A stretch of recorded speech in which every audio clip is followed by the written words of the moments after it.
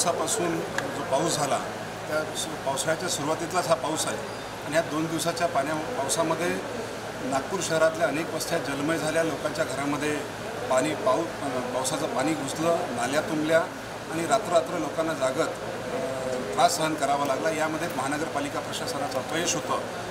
त्यामुळे मी महानगरपालिका कामकाज नियमावलीच्या नियम 1 अन्वये हा स्थगन प्रस्ताव दाखल केला होता आणि स्थगन प्रस्ताव दाखल करण्याची जी कायदेशीर प्रक्रिया आहे ती संपूर्ण कायदेशीर प्रक्रिया पार पाडून मी हा स्थगन प्रस्ताव कामकाज सुरू होण्याच्या 1 तास आधी माननीय महापौरजी, माननीय आयुक्त आणि माननीय निगम सचिव यांना मी सादर केला।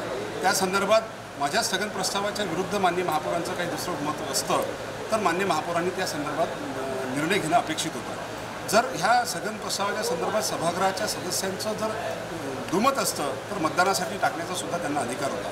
माझा स्थगन प्रस्ताव नाकारताना कायदेशीर कारणंसुद्धा देणं कायद्यान्वये माननीय महापौरांना बंधनकारक असताना सुद्धा माननीय महापौरांनी अशी कुठलीही कायदेशीर प्रक्रिया न पाळता सरसकट माझा स्थगन प्रस्ताव मान्यही करत नव्हत्या आणि अमान्यही करत नव्हत्या आणि नंतर आम्ही चर्चा करू अशा पद्धतीची मोघम भाषा ज्या पद्धतीनं माननीय महापौरांनी केली आणि त्यावरून त्यांना ह्या नियमान्वये कायद्यान्वये ह्या सभागृहाचं कामकाज चालवायचं नाही तर हुकुमशाही पद्धतीनं ह्या रेटण्याचं कामकाज सुरू आहे। आपण बघितलं की श्रीमती नंदा जिचकार जेव्हापासून ह्या शहराच्या महापौर झाल्या तेव्हापासून त्यांची वागणूक अत्यंत हुकुमशाही पद्धतीनं कामकाज रेटण्याची राहिलेली आहे। त्याचा प्रत्यय पहिल्या सभेपासूनच झालेला आहे। आज त्यांनी त्याचा संपूर्ण तर हाईट करून टाकली की त्यांना कायदा अपेक्षित नाही, त्यांना कायदा अभिप्रेत नाही। संविधानाच्या आधारावर निर्माण झालेल्या ह्या कायद्यामध्ये सदस्यांना प्रदत्त अधिकाराचा अधिकारसुद्धा करू द्यायचा नाही।